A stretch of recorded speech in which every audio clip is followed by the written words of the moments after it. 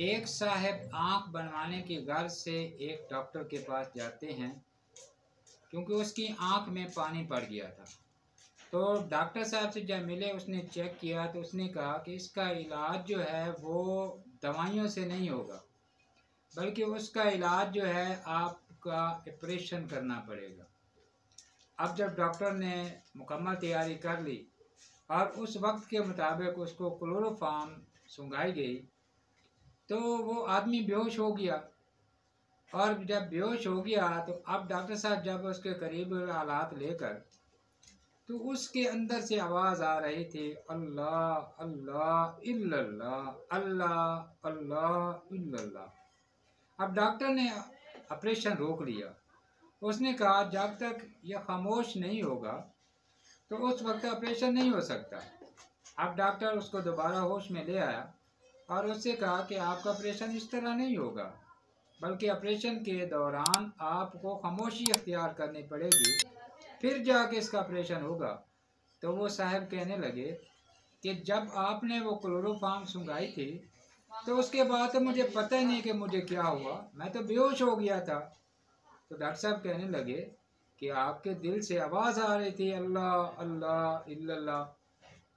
अब डॉक्टर ने second try की, उसको दोबारा क्लोरोफार्म सुंघाई गई। अब वो साहब दोबारा बेहोश हो जाता है।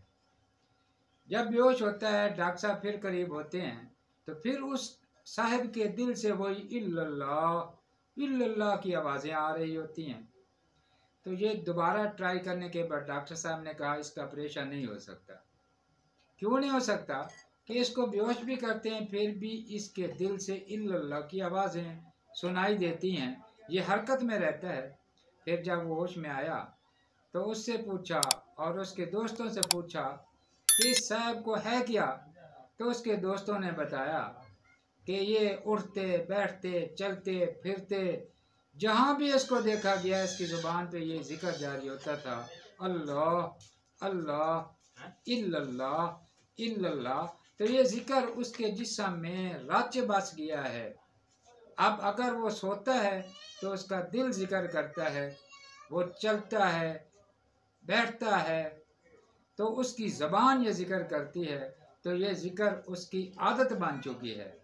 तो मेरे दोस्तों, हम भी अपनी ज़िंदगी में अल्लाह के ज़िक्र को ले आएं, हर वक्त ज़ुबान पर जिक्र रहे, ताकि जब हमारा मौत का वक्त आए और फरिश्ता हमारी जान कब्ज़ करने आए तो हमारी ज़ुबान पे एक ही लफ्ज़ जारी हो, अल्लाह अल्लाह इल्लल्लाह।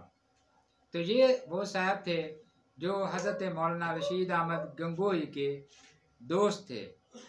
तो दुआ है अल्लाह ताला हम सबको इन बातों पर अमल करने की तौफीक अता फरमाए।